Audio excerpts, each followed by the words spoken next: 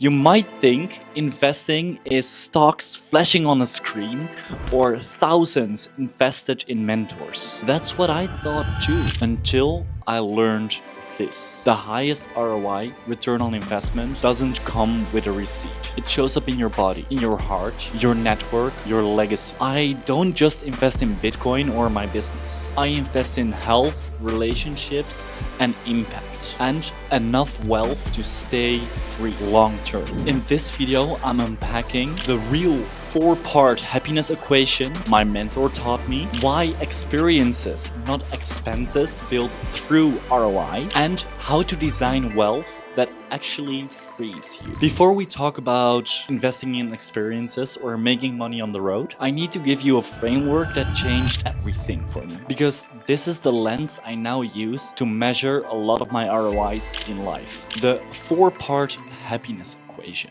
This wasn't a YouTube video or a book. It was a conversation on a train ride home from a sales shift. I was still in my in-person sales job, long hours, selling dog food on events and markets. My manager at the time was more than just a boss. He became my first real mentor. We talked about life a lot, not just conversations and commissions. And that day on the train, he looked at me and said, "In life, you only have 4 buckets to pour your energy in: health, relationships, impact, and wealth."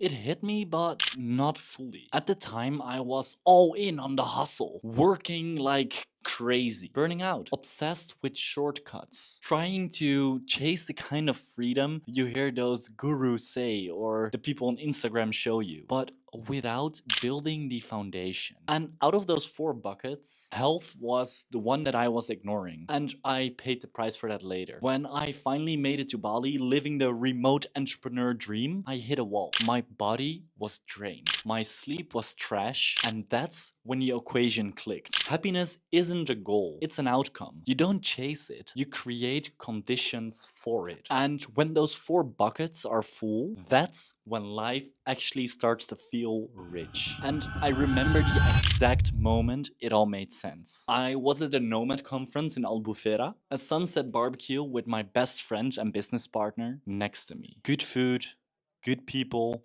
and that same morning I closed a major deal. Everything aligned. Health taken care of. Relationships deep and real. Impact clear by documenting this whole journey to let you see what is possible. So subscribe to not miss out on it. And wealth growing. That moment didn't show up in a balance sheet, but that was ROI, the return of investment on the fruits of my own labor. And ever since that moment, I started to think differently, because not every investment looks like money in, money out. Sometimes ROI shows up in ways you never expect. Let's talk about that, because this next part is where most people get it wrong, because they think investing means stocks and startups, buying low, selling high, calculating risk.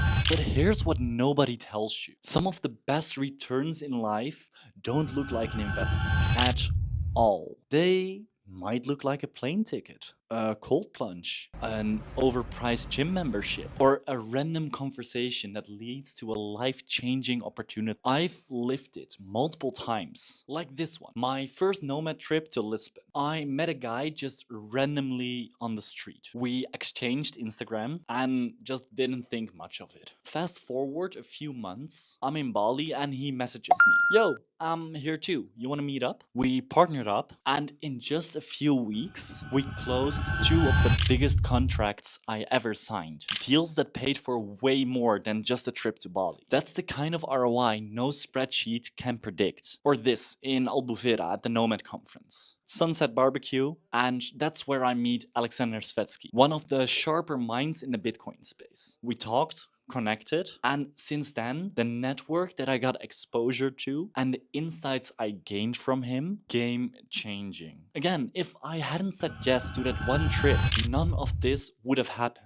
And even now, back in Bali, I train at Nirvana, a more premium gym with a cold plunge and a sauna. It's not cheap, but it attracts people who can afford it. Entrepreneurs, operators, movers. Just by being there and showing up, I already got 2 new leads for my own AI agency. That gym it paid for itself in just 1 week. Here's what I learned. You never know where opportunities show up, but it won't show up if you don't. Sometimes that means booking that flight. Sometimes it's joining the co-working.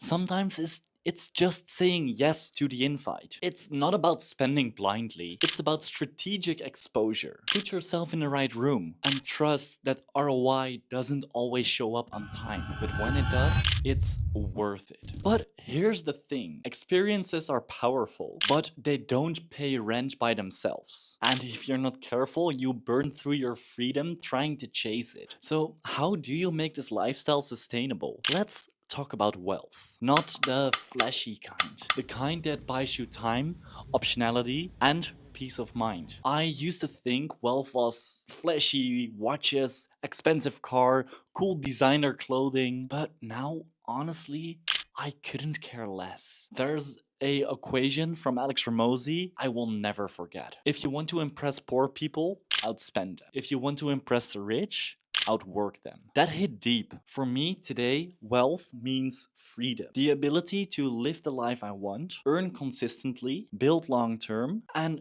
go wherever I feel pulled. I'm not a millionaire yet, but I've got income coming in, a business I believe in, and full control over how I spend my time. I'm rebuilding what I call my peace of mind fund. A 2 to 3 month buffer stored in Bitcoin. So when things go sideways, I still got space to breathe. Everything beyond that, I invest back into my business, into myself, and into long-term plays like Bitcoin. I use tools like Revolut's Auto Invest to make it easy. Every time I spend a little, it goes back into Bitcoin. That's how I keep momentum without burning out. I know what's coming in, what I need, and what's possible. One hard lesson: when money is low, everything feels heavier. The stress, the doubts, the distractions. When there is enough, you breathe differently. And when there's more than you need, that's when you start building from vision, not survival. And here's what I learned about enough. Most people chasing freedom don't need millions. 3K a month and some discipline, you're already ahead of 99%. And especially as a nomad. Enough is different for everyone. But for me, it's having the space to think, the resources to build, and the people to build it with. I don't care about being a billionaire, but